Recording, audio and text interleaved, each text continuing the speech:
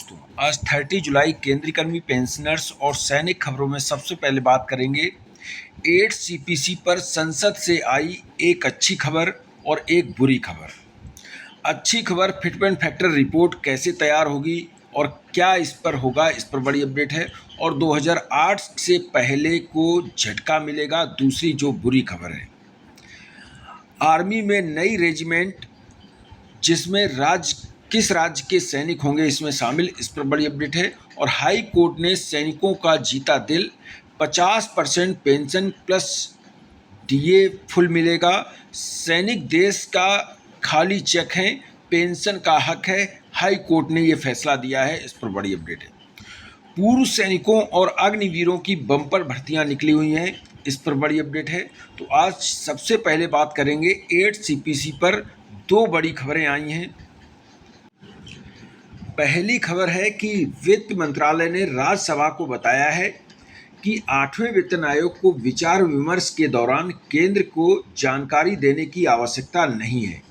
यानी कि 8वां वेतन आयोग जो है वो कोई भी रिपोर्ट तैयार करेगा तो बीच में केंद्र सरकार को हर चीज़ की जानकारी या विचार विमर्श जो कर्मचारी संगठनों द्वारा होता है उसकी जानकारी देने की आवश्यकता नहीं है।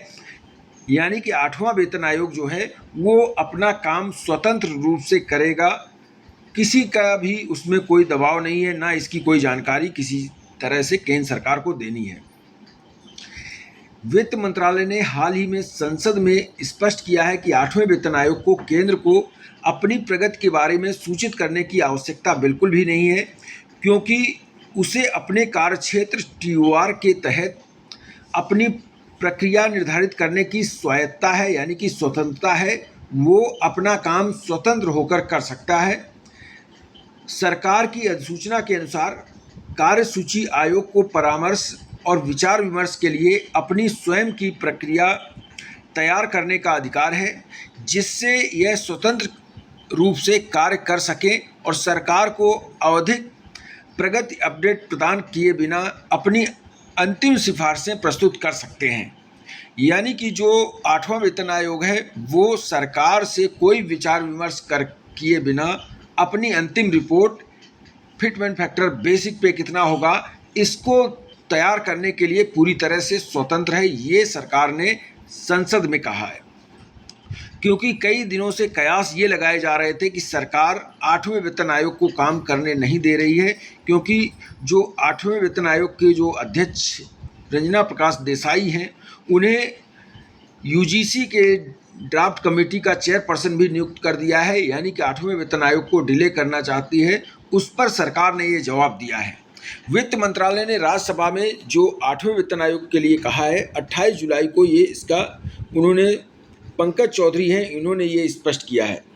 एक दूसरी बड़ी खबर भी है जो 8वें वेतन आयोग को लेकर है, और ये खबर जो है वो हैरान करने वाली खबर है।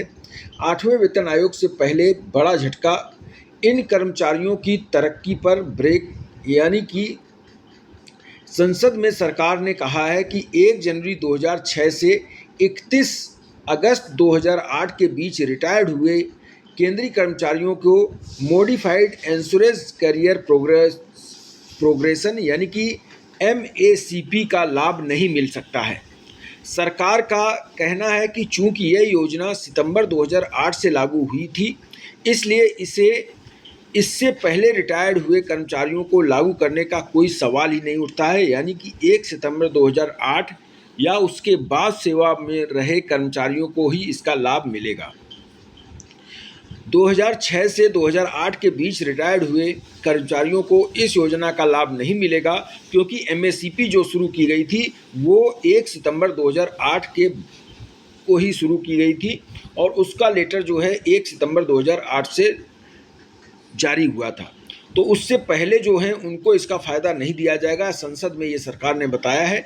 कर्मचारियों ने क्या मांग रखी है 8वें वेतन आयोग के सामने? 8वें वेतन आयोग के तहत कर्मचारियों संगठन जो हैं NCJCM ने सरकार से मांग की है कि MACP के दौरान 3 वित्तीय जो अपग्रेडेशन मिलते हैं वो बढ़ाकर 5 किए जाएं। 6 साल, 12 साल, 18 साल, 24 साल और 30 साल, यानी कि इन जो समय है इनके समय में इसे 5 बार मिलना चाहिए, जो 3 बार अभी MSCP मिलती है।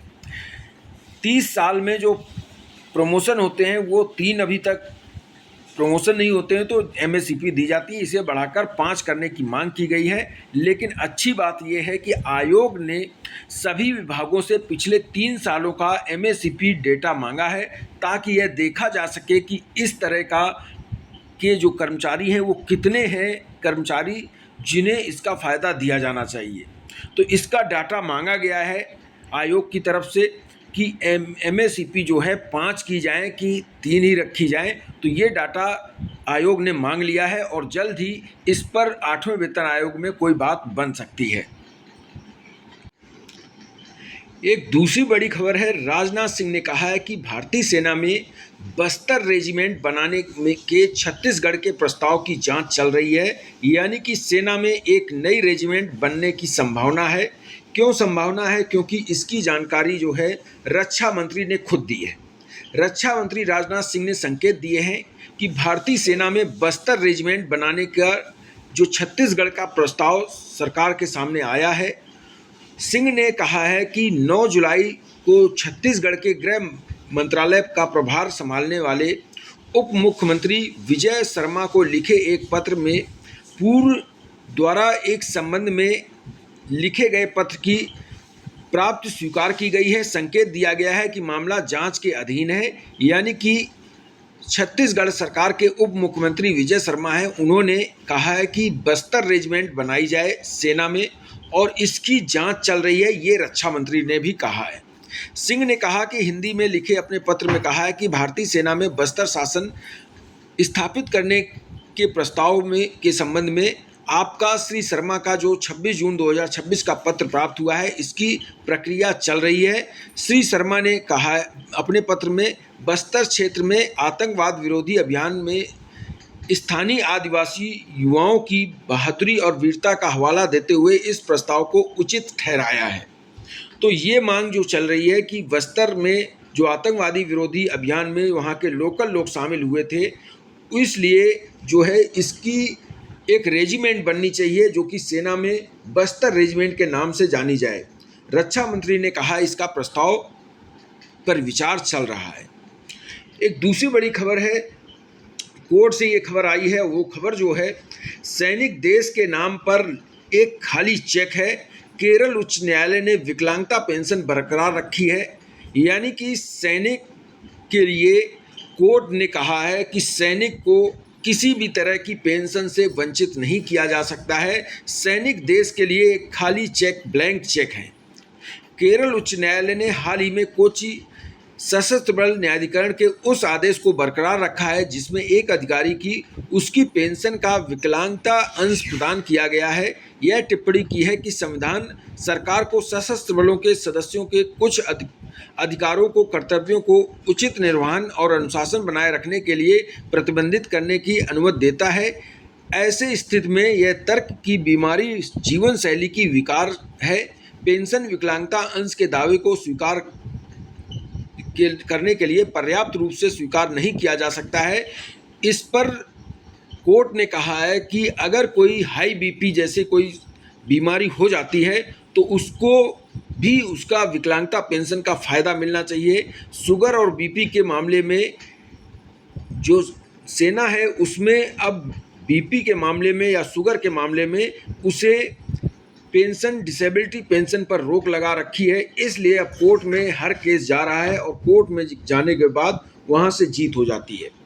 तो क्यों ना सरकार को या कोर्ट को ये आदेश देना चाहिए कि ऐसे जो हाई बीपी और शुगर वाले केस हैं इसके लिए एक नया लेटर जारी करके और इसकी पेंशन का फ़ायदा दिया जाना चाहिए, क्योंकि ये हर केस जो कोर्ट में जाते हैं उसका फ़ायदा उन्हें दिया जाता है। पूर्व सैनिकों और अग्निवीरों के लिए बहुत ही बड़ी खबर है। बता दें कि इसमें कांस्टेबल जनरल ड्यूटी जो CAPF में है उसमें 54,109 पदों पर भर्ती निकली हुई है। इसमें सैलरी जो मिलेगी 21,700 से लेकर 69,100 रुपये मिलेगी।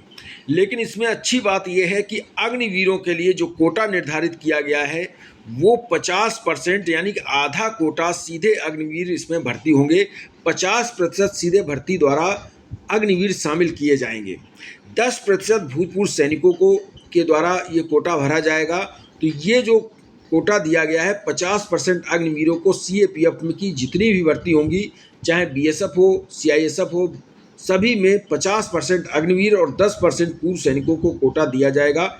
इससे ये पता चल रहा है कि अब अग्निवीरों को नौकरी से रिटायर होने के बाद सेना से उन्हें नौकरी की दिक्कत नहीं होगी, क्योंकि 54,000 हर साल इसी के आसपास वैकेंसी निकलती हैं और इस वैकेंसी में 25,000 यानी 26,000 के आसपास अग्निवीरों को ही भर्ती किया जाएगा। ये थी जानकारी। इस वीडियो में इतना ही। Thank you. जय हिंद।